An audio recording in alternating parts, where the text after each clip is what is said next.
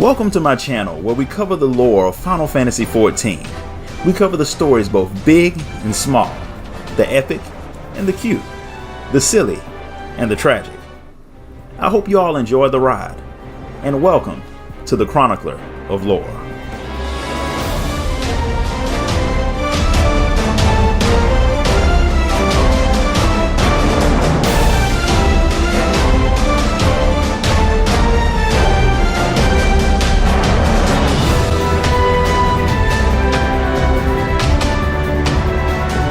In Ishgard, at the Sky Steel Manufactory, an Elysian man named Stefanivian does a lot of inventing, but he also teaches people to use firearms and learn the techniques of the machinist. The art of jumping around and shooting things is fun, even though I have no idea how they hit anything with all the jumping they do, but the Warrior of Light is eager to try it, and Stefanivian is eager to get more students. The primary job at the manufactory is to make weapons for killing dragons, but Stefan thinks that mixing Garland tech with etherology can make for a more efficient way of dealing with the dragons. He wants to change the way that fighting's done in Ishgard, but he won't start you off on the path of the machinist by boring you with his plans for the future. Not until after he gets you familiar with your new weapon. He has a master marksman named Rostenthal to teach you, but he can't actually find the man. He figures you'll just have to wait until the man comes back. But Joye, another student of the machinist art form, comes running in and saying that Rost has quit, for good this time. Stefan's having none of that, so he gets his stuff and goes to hunt the man down in his homeland of Lenosha. Being from Ishgard, him and Joye know nothing of Lenosha, but you know the place well, so he gets you to play the role of a guide, and while you travel, you get to watch Joye and study her techniques. You find Rostenthal at a camp overlook, but he won't come back. Partially because of the lack of respect that the Ishgardians give to the machinist, and partially because he just likes to make things difficult. He threatens to shoot Stefan if he doesn't leave him alone, but Joye, after transforming from a timid girl to a gun-wielding, crude-talking psycho, a shout-out to Launch from Dragon Ball, she shoots Ross' gun out of his hand, then threatens to shoot off the other gun that all men carry with them, if you know what I mean. Both the shooting and the vulgarity are things that Ross taught her, and he thinks that she's learned them well enough to take over as the Sky Steel's new teacher. But she doesn't have time to teach and do her work at the manor house, so it has to be him. With a little bit of reluctance, he decides that if you can prove to be at least decent with a firearm, he'll go ahead and come back to teach you.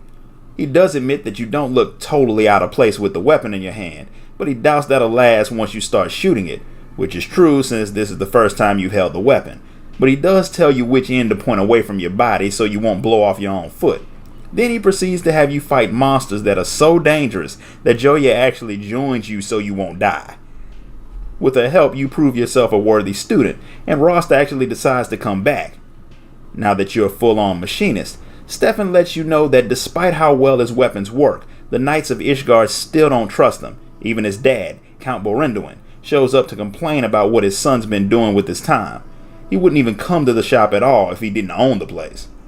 His family is one of the 4 founding houses of Ishgard, but they haven't been doing well financially, so they have to make changes. And one of those changes is Stefan's father wants him to become a knight to reclaim honor for the family. Stefan believes that he can bring more honor to the family with his machinist, but his father sees that as nothing but talk since the machinists haven't actually done anything. The Holy See is hosting a tournament soon between the houses, and Stefan's father wants him to train with a spear and enter so he can win some honor for his family, and he leaves without giving his son a chance to argue any further. Stefan admits that the way his dad feels about machinists is pretty much how everyone else feels too. They're all very traditional, and jumping around with muskets and drones is not even close to the traditional way of fighting that people are used to. But he's built a weapon that he thinks will change their minds, although he needs more materials from Raincatcher's Gully out in Lenosha. And on the way, Rostenthal can teach you a little more since it's better to practice your shooting away from Ishgard. There was a piece of magitech that Stefan needed that you just so happened to find in the stomach of the monster that Ross has you kill. Something that's so ridiculous that Ross has to comment on it. But you never complain about plot convenience, so you all head back to Ishgard where Stefan gets to work on his newest invention. He finishes it a little while before his father comes in, claiming that House Zamael has called for aid and his house is going to give it to him. But they're short on knights, so Count Borenduin needs his son to grab a spear and join the soldiers. But Stefan thinks this is the perfect time to put his machinist into action, since he's not really cut out for the whole charge a dragon with a spear thing. The good thing about his weapon is you don't have to be the biggest, strongest, or bravest to use it. If you can aim, then you can fight, and it's safer. You could even arm commoners and have them fight, an idea that his father thinks is insane, as if commoners could ever replace trained knights. There's not much time to argue the point because Savara, a dragon that is well known if you've done the Fate Chain in Kurthus, is about to attack. Since the dragon is headed towards some of their property, Berinduin decides to let the machinists fight since he's so desperate. He claims he'd be willing to take help from a lame chocobo at this point. Now if he could get the red chocobo from Bajda, then he wouldn't need anyone else to fight. I really still hate that thing. As it stands, you're the only machinist who's been in real combat, so Stefan gives you his prototype turret and sends you to find Rost so you all can deal with the dragon. Rost is out interrogating someone he found sneaking around the workshop, and he sends you to scare off the man's friends. One of them says something interesting about Rost's past. Apparently the man was a pirate who murdered his entire crew, although that's just a rumor. The rumors turn out to be partly true. Rost had been a military man until he got kicked out for making some mistake that he won't tell us about. Whatever it was, it has made the man very hated throughout Lenosha. The reason Stefan's haters even know about Rost's past is because they paid him to join the manufactory so they could use his reputation to ruin the people once it came out. Rost hadn't planned on sticking around anyway, so he took their money and Stefan's, then left. But then you came along and got him excited about teaching, so he came back. Of course, that doesn't mean he's going to fight a dragon, but it'll look better if a bunch of rookie machinists beat the dragon anyway, so you all head out to face it. Savara's lesser dragons attack in force, but the range and mobility of the machinists makes it easier to keep your troops and their really big cannons protected. Between you, Joye, and the other machinists, you take the lesser dragons down, forcing Savara to show up personally. But even that dragon falls to the might of the machinists. Count Berinduin can't deny how well the machinists performed. However, it doesn't impress Lord Tettlegrinch. I can't help but to think that man's name was picked on purpose, because he's not a pleasant person to be around, a lot like the Grinch that stole Christmas. He insults Stefan and the commoners that he travels with, and goads the man into entering the machinists in the upcoming tournament. A tournament meant to be competed in by knights, not commoners with pistols. Not to mention the fact that his house doesn't even have enough knights to do anything but embarrass themselves in front of the richest and most powerful people in Ishgard. Stefan's not quite ready to give up. He believes that his machinists not only won't embarrass themselves, but they can win. And if he can pull it off, he wants his dad to turn over full control of the manufactory to him. Count Berinduin doesn't care if they win or not, as long as they beat House Zamael. So you all head back to Ishgard to get ready for a tournament that you are all grossly unprepared for, especially considering how powerful House Zamael is. They built a lot of forts and buildings, like Zamael Darkhold, which was supposed to be a safe haven for people running away from Dravanians, until they accidentally dug up a void gate and flooded the place with voidsent. Well, that project failed, but the other ventures made them rich and extremely powerful. They can't stand nobles who mix with lower-born people, which is why Tettlegrinch hates the machinists since they have commoners like Joye in their ranks. While everyone trains to hopefully have a chance in the tournament, Stefan works on a battle plan. The Holy See gives favor to the winning house, which means government contracts, higher pool when it comes to tax policy and stuff like that, which makes each house stack their teams with their best knights. To make things even a little more difficult for you, Tettlegrinch has convinced the government to stop funding the manufactory, mainly because it makes them all uncomfortable with how easily your weapons can do damage. One person with a musket can take down a handful of knights, and since Ishgard's government isn't exactly fair to commoners, if they got weapons and started a revolt, things could get bad. Most of the nobility hasn't figured this out yet, but Tettlegrinch has, and he's doing what he can to stop Stefan. So you all get ready to head away from Ishgard to the Bloodshore to train some more. But first, Stefan pulls you to the side to talk to you without the others hearing. Fighting a giant dragon is one thing. They're big and easy to hit, but dealing with the knights will be hard for the less battle-hardened machinists. So, of course, he's going to rely on you to help carry the team. And if you can show Joye a thing or two, that would help your chances, because while she knows how to shoot, you know how to fight. After you help Joye finish some of her chores for Count Berinduin, you all head off to train. Stefan brought a crate of meat to draw out some giant crabs so you and Joye can fight moving, semi-armored targets while protecting the box of meats, And that turns into quite the challenge, because not only do a lot of crabs show up, but all of the dead crabs draw a really big sea snake, which gives you and Joye something else to practice on.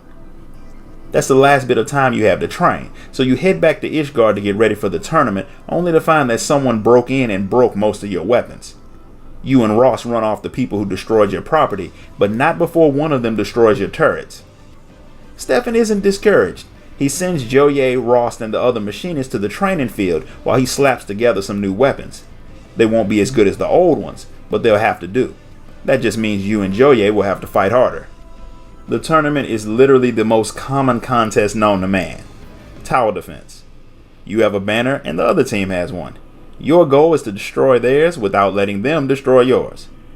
Stefan decides to split up his forces. Joye will lead a few people to fight the enemy at their banner, while he and some others defend his. You will fight wherever you think you can do the most damage, while another squad of soldiers will hide and wait for you to give the signal. Then they'll rush to join Joye's troops and take down the enemy's flag before they can regroup. It's a risky plan, because if your troops aren't quick enough, you could lose the battle, but they aren't slow. The machinists prove to be efficient fighters, and you win, earning control of the manufactory for Stefanivian and respect from Teldegrinch and House Zamael. Even though he still wants to see how well you fight against people who are actually trying to kill you and not just break your flag. He looks forward to fighting beside you, if only to prove the superiority of the knights, a contest that he will definitely get to have in the future. After winning the tournament, the machinists are looked at in a much more favorable way in Ishgard. Stefanivian's dad kept his word and gave control of the manufactory to his son, and he promised Lord Teldegrinch that his house would be more than happy to help them fight the next time House Zamael needed them.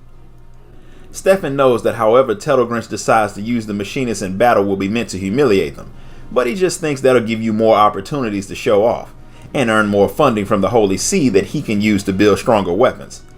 That just means you all have your work cut out for you. But first, you all have to have a party to celebrate your tournament victory. And you can't have a party without Rosenstar and Joye. For now, Joye still has some work to do at the manor, so you go to track down Rost first. Of course, he doesn't want to come since he didn't do anything but watch during the tournament. But Celestar, one of the other machinists, tells the man that if he hadn't trained them, they would have never gotten that far. That still doesn't work, so he threatens to drag Rost back to the shop while you go to get Joye. Now, I'd have paid to see the Ellison drag Rost anywhere, but of course you don't get to watch. When you get to the manor to get Joye, Count Berendwin tells you to head back to the manufactory, and he'll be there in a little while to let you all know why Joye won't be coming. Apparently the woman just randomly got married. She's already left the manor, and since she's married, she won't be coming back to the manufactory. She even left a weapon behind. In Ishgard, unmarried women serve in the different manor houses, but once they marry, they usually retire from that work as a part of starting their new life. While it was out of the blue, weddings are supposed to be celebrated and shared with friends, which makes all of this even more strange. Berendwin said some family issues caused Joye to get married, which makes Celestar think that something might have happened to her dad. Since he was such good friends with the man, Stefanivian sends him to find Joye's dad so he can find Joye and offer both her and her new husband a job at the factory. The machinists won't be nearly as strong without Joye, so Stefan wants Rosenthal to start training his students even harder, because whether Joye's there or not, you will be called to fight for House Zamael. All of this has ruined the celebration, especially when Celestar realizes that he can't find Joye's father anywhere. He's going to keep looking while you and the others train. House Zamael has been working to restore the town of Falcon's Nest, but the constant dragon attacks have been making it difficult, and the scouts say that the dragons seem to be getting ready for a major attack. Since the defenses aren't ready yet, it'll be the job of the machinists and the knights to hold them off. If you fail, the machinist's reputation will once again be mud, so no pressure. Of course, Stefan has been making some new weapons to help with the fighting, but he needs you to forcefully liberate some supplies from the Garleans at Castrum Sentry. And by that I mean he wants you to steal them. For a hero, you commit a whole lot of crimes, but robbing Garleans isn't all that big of a deal, and you happily retrieve the materials. While that goes smoothly, Celestar hasn't made any progress on the Joye front. Oddly enough, his contacts have been avoiding him, which makes Stefan think that someone has paid them to not talk about Joye to him. So he sends you to the Broom just to see if you can find anything out. From what you learn, Joye's dad supposedly got a job in Falcon's Nest, where they have been hiring a lot of people, so it could be true. It's worth a look at least. You all head to the nest and actually see Joye walking around. Stefan tries to get her to come back, but she claims it'll be the best for everyone if she stays away. Instead of saying more, she just leaves. None of that makes sense considering how much Joye loved being a machinist, but there's not that much you can really do about it. Stefan's whole plan had been to teach all commoners to be machinists so they could be on equal footing with the nobles, but with Joye deciding to leave, he begins to wonder if he somehow drove her away. He heads back to the workshop to pout, so Celestar sends you to follow him just to make him feel better while he checks up on some things. When he makes it back, he lets you all know that he searched everywhere at the nest and still didn't see any sign of Joye's father. Even after hearing that, Stefan says that there's nothing he can do. If Joye doesn't want to be a machinist anymore, then he won't meddle in her life. Celestar calls him out as a hypocrite who only cares about the common folk when they're doing something for him before he storms off to continue the search on his own. Stefan doesn't let that bother him and keeps his mind focused on enhancing the legacy of the machinist. That's all well and good, but he seems to be forgetting about the individual people, which tends to happen when small businesses expand. For now, you can't worry about that, because a message comes saying a large number of dragons are heading toward Falcon's Nest, and the machinists have been told to deal with them before they get past the Black Iron Bridge, which will be hard since you're missing both Joye and Celestar. Stefan tries to gather the other machinists, but without Celestar, none of the others show up either, forcing Count Berendwin to join his knights to help fight. And they have to toss out a nice chunk of gil to Ross to get him to help fight the dragons too. Tuttlegrinch laughs at the fact that you're the only machinist there, but Stefan plays it off like that was the plan all along. Since there aren't that many enemies, you should be fine. Tuttlegrinch heads off, probably to plan something devious, right before Celestar comes running up. He's found Joye's father, and the man is being held prisoner in the broom. Seems like someone was targeting Joye for a while. Her dad vanished right after he got the job in Falcon's Nest. Then all of a sudden, Joye was married to the brother of the man who was building the fortifications at the nest. Sounds like blackmail to me, and House Zamao is probably behind it. If you free the man, Joye can annul the marriage and come back to the manufactory. Stefan doesn't want to just leave the bridge undefended, however, but his dad tells him that his first duty is to his machinists, and he'll take his knights to fight the dragons while Stefan goes to save Joye's dad. Rost offers to help him while you go to give Stefan some backup. Since you're leaving, Celestar decides to stay to make sure there's at least one machinist at the bridge so the agreement with House Zamao isn't broken, which was probably Tuttlegrinch's plan the entire time. When you get back to the city, one of Celestar's men points you to where Joye's dad is being held. It doesn't take much to scare the guard into talking.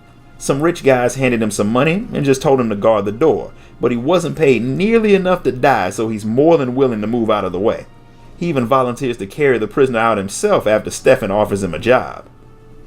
Sure enough, Joye's dad was locked in the room, but he has no idea who locked him up.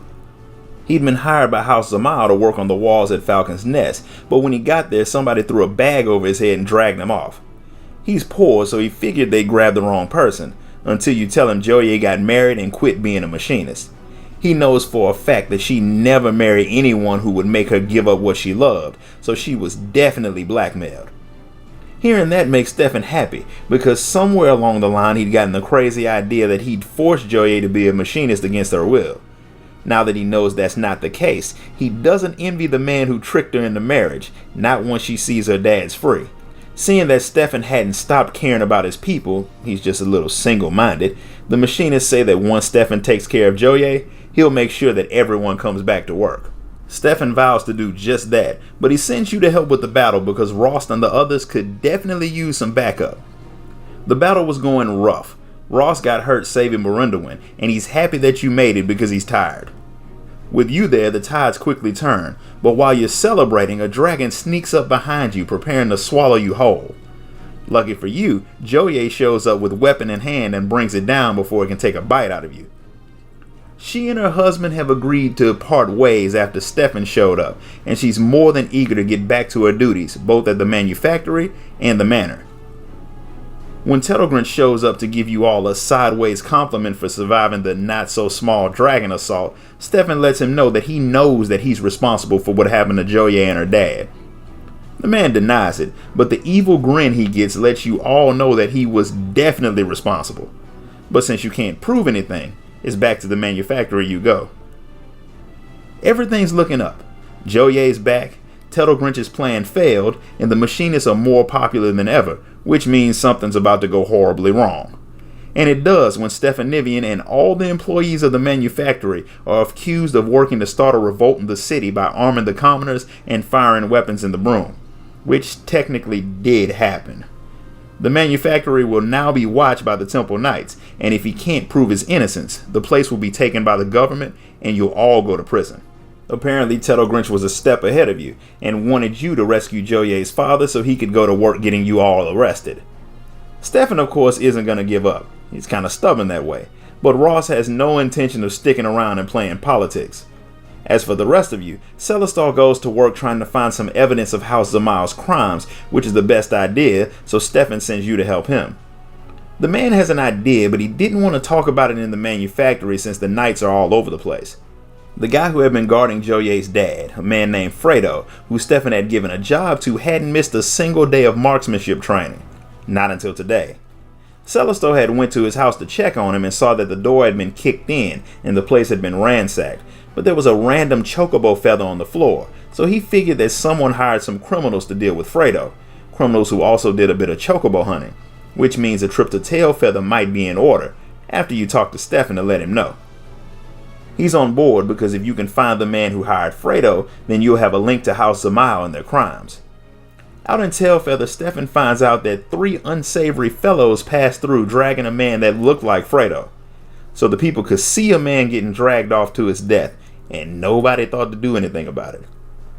It's sad, but the two of you rush off to hopefully find him before the men finish him off. You see them, and they see you, and since they want no witnesses, they try to end you. We all know that ended badly for them, but not for Fredo, who is only a little beaten up.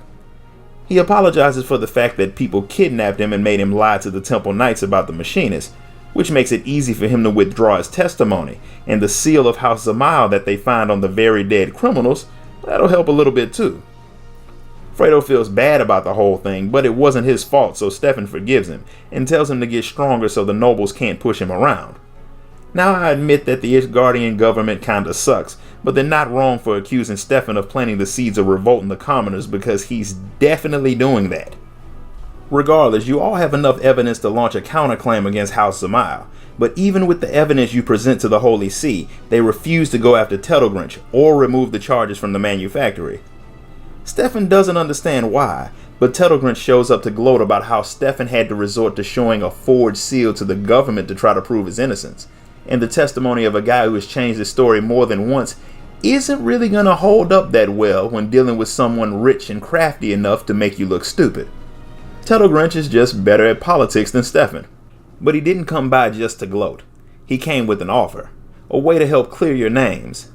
There's a dragon that the Holy See once dealt with, Very Selene, a dragon that even the Dragoons haven't been able to take down.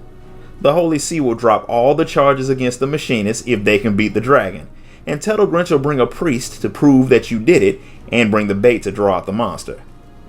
He's trying to get you all killed, and despite other suggestions, even Ross taking the fall for using the weapon in the city, there's nothing that can clear your names other than taking the deal. It may be dangerous, but it is the perfect opportunity to test out Stefan's newest invention, which is also the Machinist's best weapon. You literally put a drill bit the size of a small baby into your gun and fire it. It's the greatest move ever, and Stefan thinks it'll work on the dragon. Rost isn't as confident, so he decides to join you in the fight as penance for some things he'd done that got a lot of his former subordinates killed. He's been trying to find a way to make up for it, and defending his new students seems like a good way to do it. There's no point in waiting, so after a pre-battle meal, you all head to Kurthis to meet up with Tettlegrinch and the dragons. Of course, Tettlegrinch and his priests go to watch the fight from a safe distance, while you all fight Very Selene's minions. When the giant dragon shows up, the first thing it does is knock Tettlegrinch down from the cliff, putting him right in the path of the lesser dragons. Because he's a dumber man than me, Stefan orders the Machinist to protect the man, even though letting him get eaten would solve a lot of your problems. But since he wants the Machinist to protect Ishgard, that means guarding the people he hates too. Tuttle Grinch can't deny that is the way a knight is supposed to act, and at least now he'll get to see the Machinist fight up close. And it is a sight to behold, especially since you all managed to take down the dragon. Since you saved him, Tuttle Grinch of course drops all charges against you, and he grants you one wish, which Stefan uses to make the man give his word that he won't keep undermining the Machinist and the manufactory. The man agrees, although he thought you'd ask for more, and he's looking forward to working with the Machinist in the future. When he does, there will have been a few changes. Ross promotes Joye to the Master of Marksmanship, so now it'll be her job to train new students, and he expects there to be a lot of them after this, especially with the silent but deadly Warrior of Light on their team.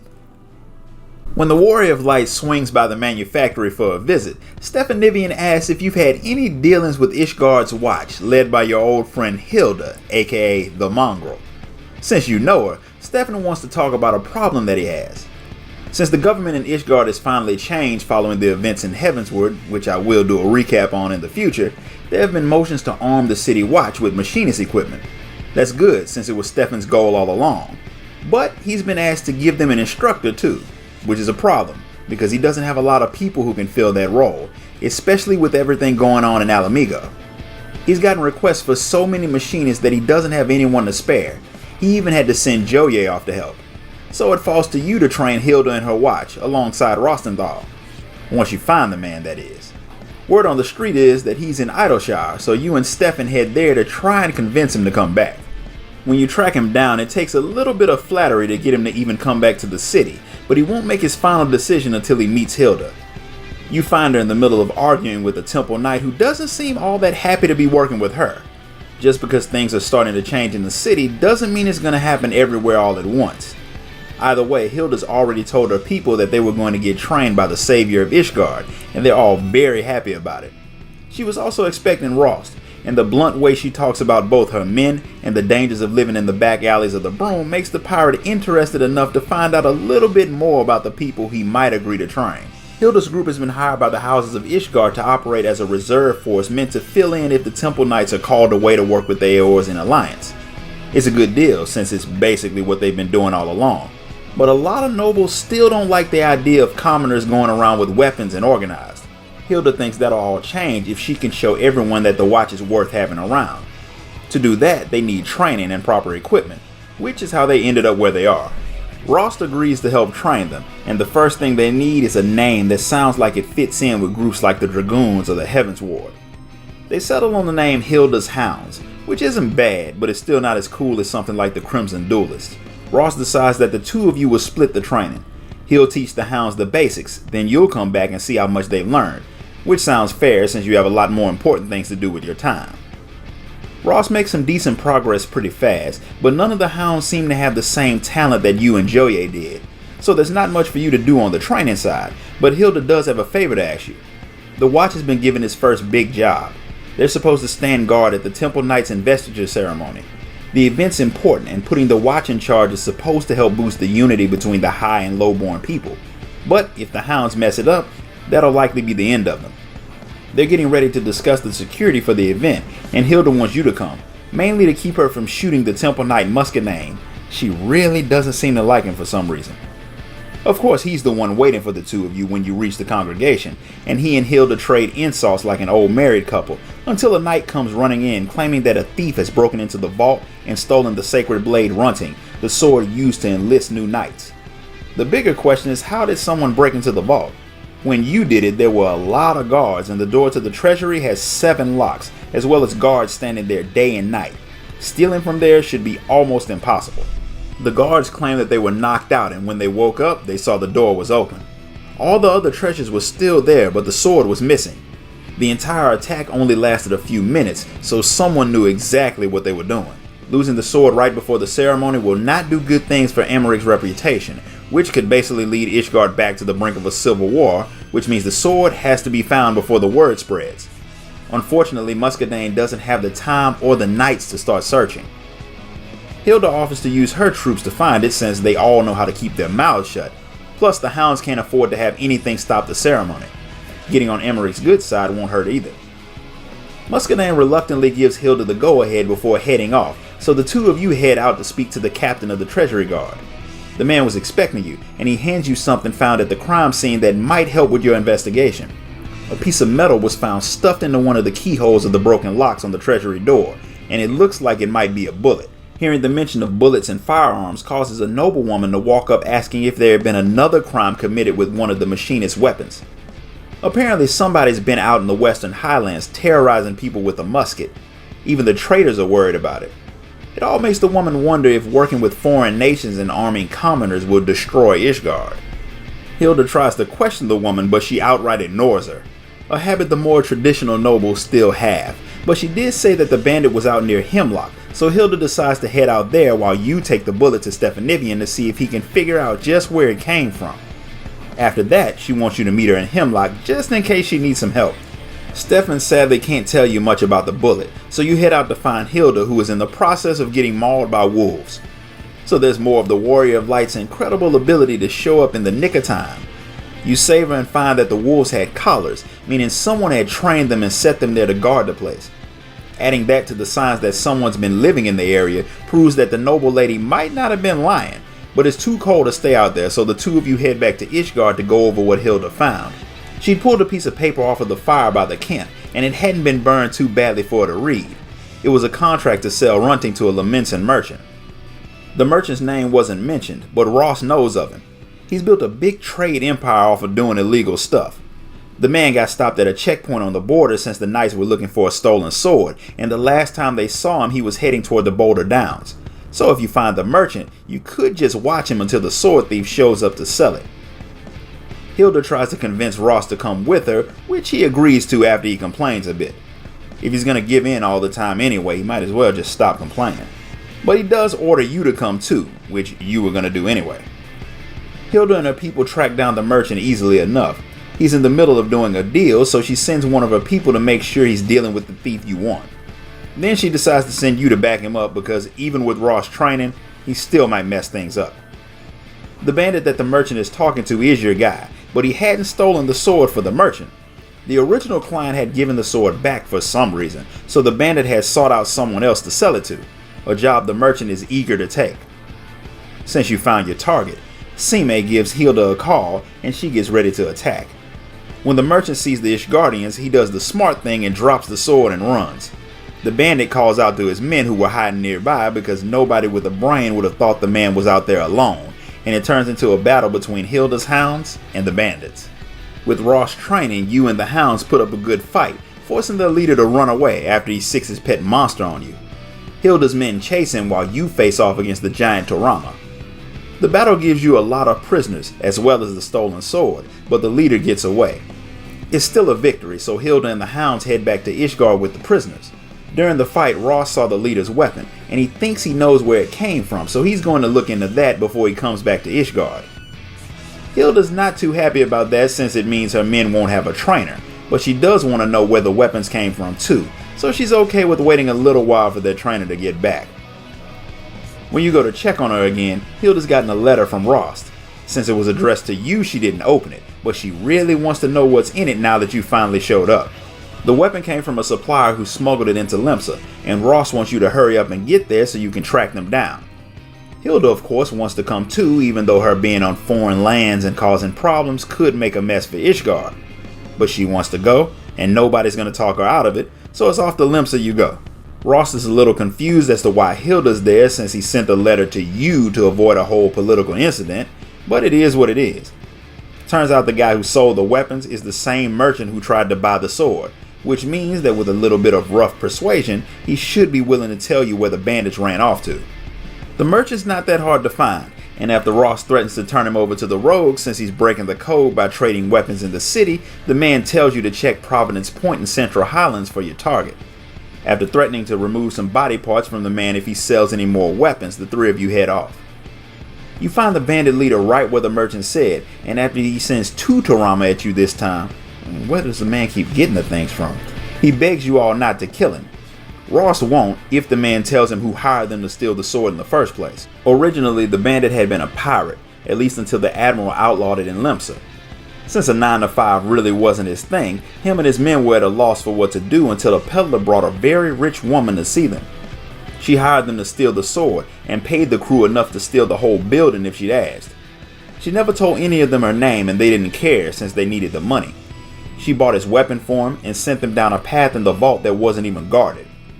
The job was easy until they made the delivery. The woman gave the sword back along with some more money. She claimed she'd made a mistake and told him to just sell the sword, so he went back to the merchant. But he didn't fully burn his contract, which is how you found it. Problem is, he never had a contract, and he definitely wouldn't have left it whole. Ross puts two and two together pretty quick and realizes that everything from the theft to Hilda finding the contract was all done on purpose.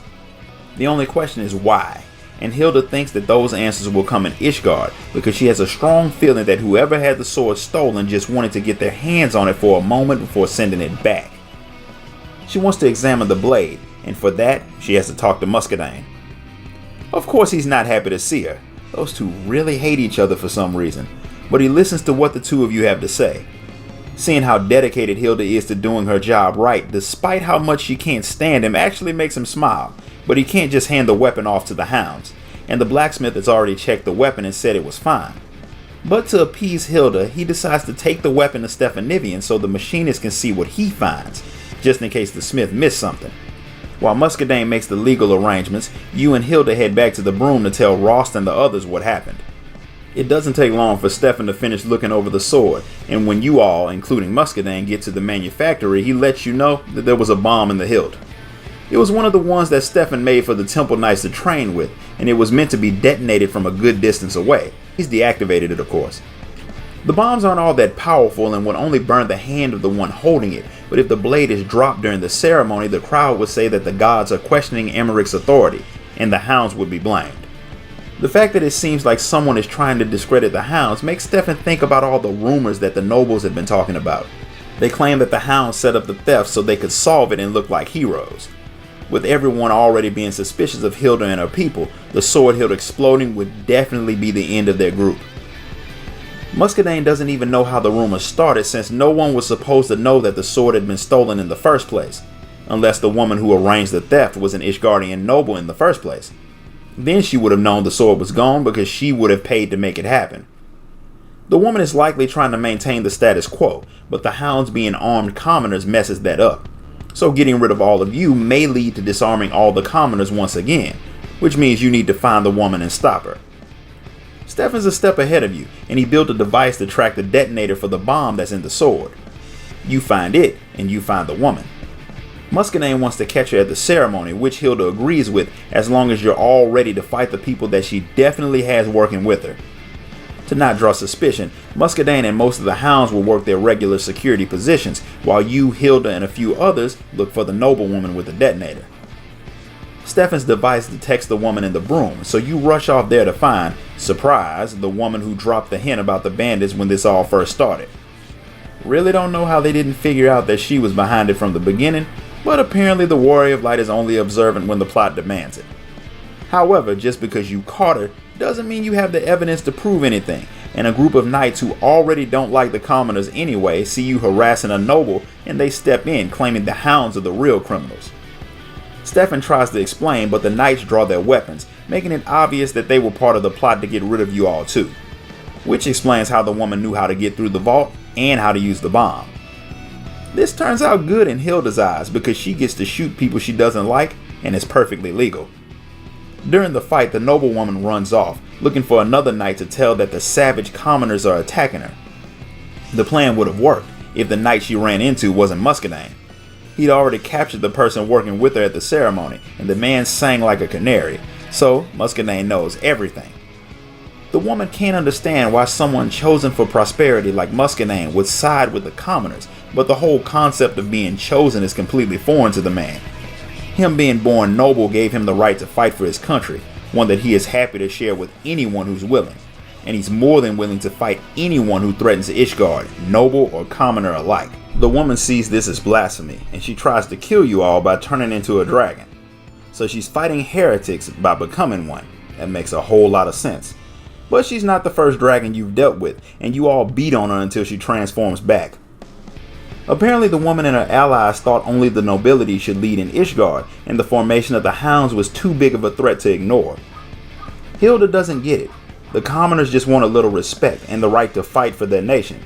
It's really not that much, but even Muscadine admits that he feels a little uncomfortable with the loss of noble power, so he can understand why they did what they did.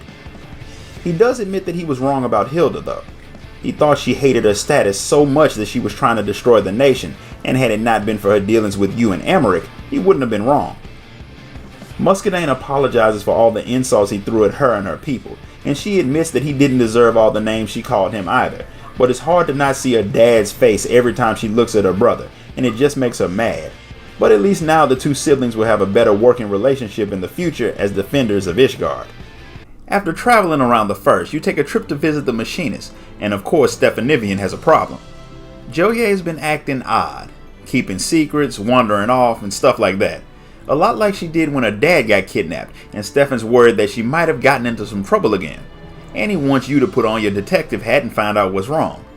He'd do it himself, but he thinks Joye will notice if he starts snooping around. As luck would have it, she just left on another one of her mysterious trips, so you head out to see if you can figure out just what she's gotten herself into this time. You see her meeting up with Hilda and talking about how today is the day when they'll accomplish their goal. They head off without saying more, and before you can head back to Stefan to let him know, Muscadine catches sight of you. Since he's curious about why you're back in the city, you let him know what you're up to. Ironically enough, he's heard from some reliable sources that Hilda and Joye have been seen a lot out in Falcon's Nest. It's not like people don't know them, so when they're spotted, people start to talk. Muscadine wants to know what his sister is up to too, so he wants you to tell him what you find out. When you tell Stefan that both women have been seen at Falcon's Nest, he gets even more confused. So he decides to go to the nest with you to see what the women are up to. At the nest, after asking a few questions, you find out that the women are on their way to the Black Iron Bridge, so the two of you head there to see what you see. When you're near the bridge, you start to hear gunshots, and you see that the two women are out practicing, trying to come up with some new techniques, but it hasn't been easy. They were better when they had someone to learn from, but doing it on their own is hard. Joye wants to ask Stefan for some advice, but Hilda thinks that would defeat the whole purpose if they're trying to advance on their own. That's admirable and all, but only a fool refuses to take advice from someone who's better than they are just to show that they're good. If a path has been made, follow it until it runs out. Then, if you're smart, you'll have picked up the tools along the way to make a path better for the people who come after you. But these women are stubborn. So stubborn that Joye even refuses to reveal just how she changes her hair every time she draws her weapon, something I've been wondering about myself, but not every question has an answer, and sometimes you just have to live with that. Having heard what the two women are trying to do, Stefan thinks about how his entire goal had been to start the Machinists and make them become somebody in Ishgard. That idea took on a life of his own. Now it belongs to you, Hilda, and Joye more than it does to him. He likes that, but he can still play the mentor role, even if indirectly. The girls need inspiration, but they want to do it themselves, so what Stefan decides is that if they could see some of the new techniques you've developed during your adventures on the First, then they might be able to come up with new techniques of their own. It's a good plan, so Stefan draws out some creatures for you to put down where the two women should be able to see. They watch your work in secret, like Stefan said they would, so the two of you head back to Ishgard to leave the ladies to their work. Back in the city, the two women show up at the manufactory to let you know that they aren't idiots. Your showing up and showing off your moves had some mighty convenient timing. It's not like you're not one of the most famous people in the world. That's like LeBron James showing up at a random park where some kids are playing basketball and not expecting to end up all over social media. They knew exactly what you were doing, and they're grateful that you took time away from your Fetch Quest filled schedule for them, but they were trying to be you without you showing them how. I think that's dumb, since you can get farther if you let your mentor make you a master before you do it on your own, but the two women want to do things the hard way, so who are you to interfere? Besides, the fact that they have time to waste means they've done a good job of keeping Ishgard safe for now, and that's pretty much all that matters. This concludes the story of the Machinist, at least for now. If you enjoyed this video, hit the like button, subscribe, and ding that notification bell. And if you want to buy me a coffee for my work, sign up to become a member of the channel. Until next time, guys. Later.